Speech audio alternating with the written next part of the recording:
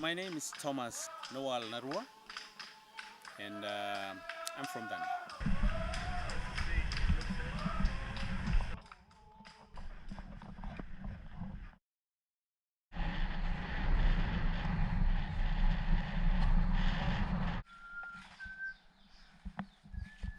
In the forest, we're talking about the banyan tree is a king's tree because it's bigger than the other trees.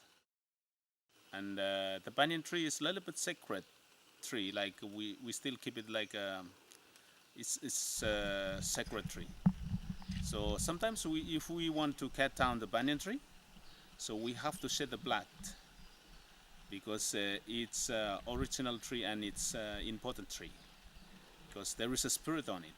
People cut a spirit through the banyan tree.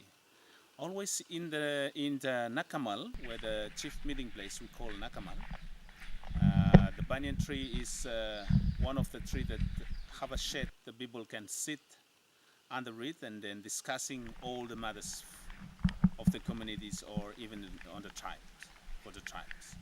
It's fixing up the problems like disputing over land or marriage divorces or some family problems.